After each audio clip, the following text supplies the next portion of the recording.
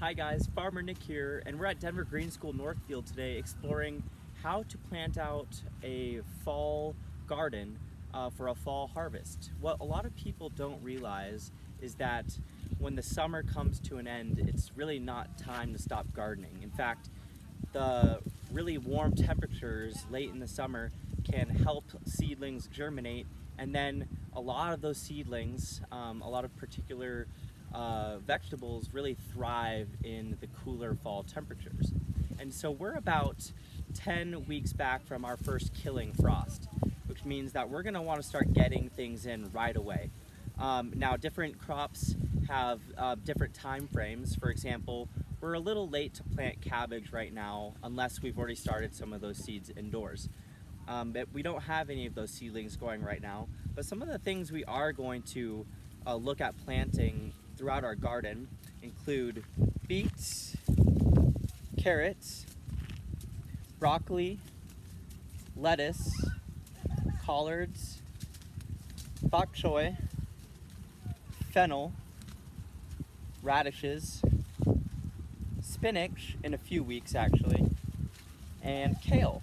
And so there's still a ton of opportunity to utilize your garden space, fill in where you've harvested other crops. For example, back here where we're going to be planting beets today, we still have one of our radishes growing that hadn't quite matured when we harvested it the first time. And so we're just going to let that guy sit for now. But other than that, this space has vacated, and so now we're going to sow some beets today. And so what's important to remember when we're planting out our fall beds is that it's super hot, right, during this time of the season. And so we're gonna need to keep our beds super moist and well mulched so that the seedlings have enough time to actually germinate. And some seeds, like beets, for example, are gonna take even longer to emerge than, say, things like radishes. So we're actually intentionally planting our beets here in between these potato plants on the sides, so that we have a barrier from the dry air that keeps wafting our way from kind of westward out here. And so by protecting the beets in this shield right here, we can try to retain some of the moisture in this microclimate that we've created with our large potato plants on the sides. And so we're gonna keep this really well watered for the next several weeks, making sure to soak it when we are watering. And we're going to cover it back up with mulch and maybe even put some row cover on it to help retain that moisture. So let's get started. We're gonna first rake back our mulch, and then we will wet the ground to get some water into the ground first. We'll put our seeds into the ground and then roll the mulch back over top.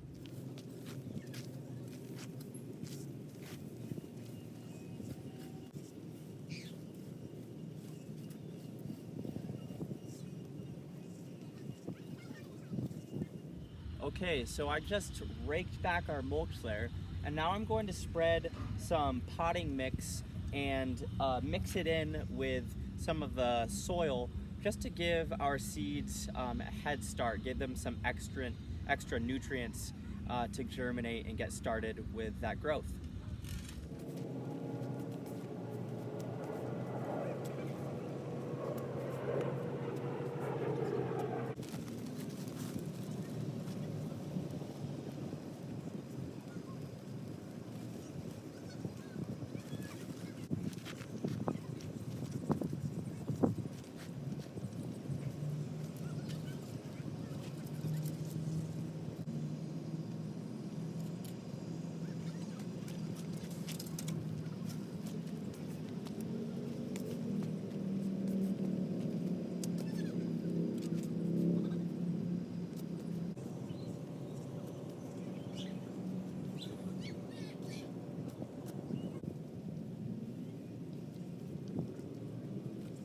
Okay, so we just raked in some potting soil to the top layer of soil, and now we're going to wet the bed so that we have a really nice planting surface to start our seeds in.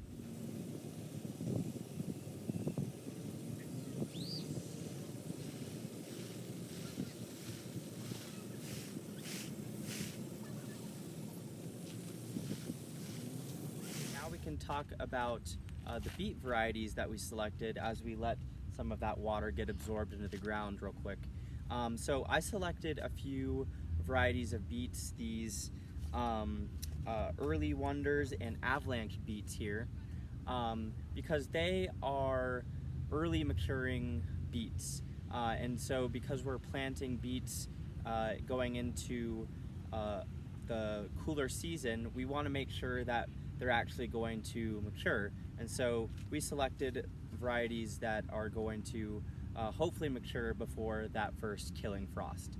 And so these beets are going to be planted at a seed depth of about 1/2 inch. So we'll take the back of our rake and make a little row, and then we're going to space our rows out about 1 foot. So we can fit probably 3 rows of beets here, and those beets we're going to plant 1 seed every 4 inches to allow for that beet to really mature to its full size. And so we'll do that here right as the water gets absorbed into the ground.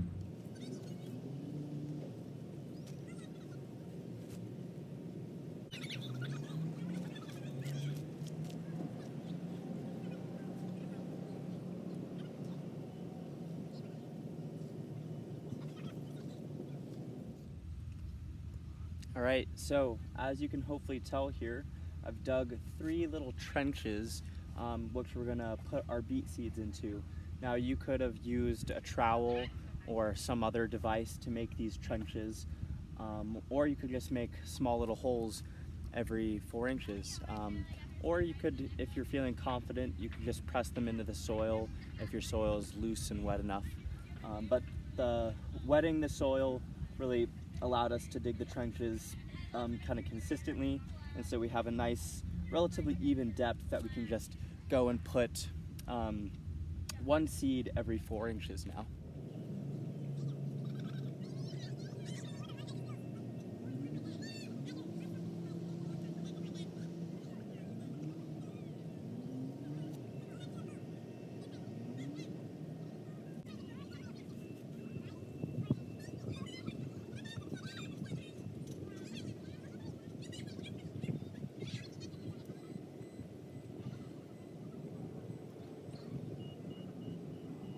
All right, now that we've stuck our seeds in the ground and made good contact with the soil, we can cover up our rows with either our hands or a little trowel or a rake, and then we'll rake the mulch back over top and water once again.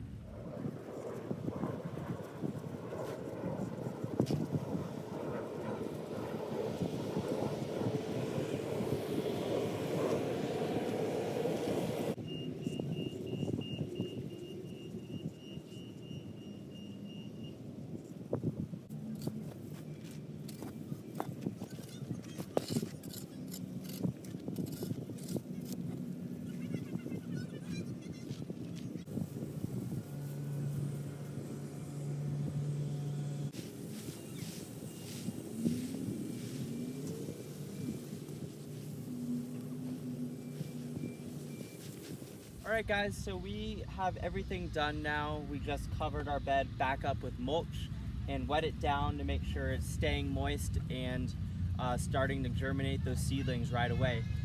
Just remember that for things like beets and carrots that take quite a while to emerge, to maybe consider selecting varieties that don't take as long to mature. And also just remembering that you need to keep the bed super moist during that emergence period.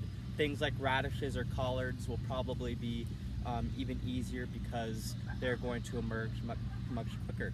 And so this has been our demonstration on how to plan and plant your fall garden. I hope you guys enjoyed this video, and please stay tuned for our video next week. Thanks guys.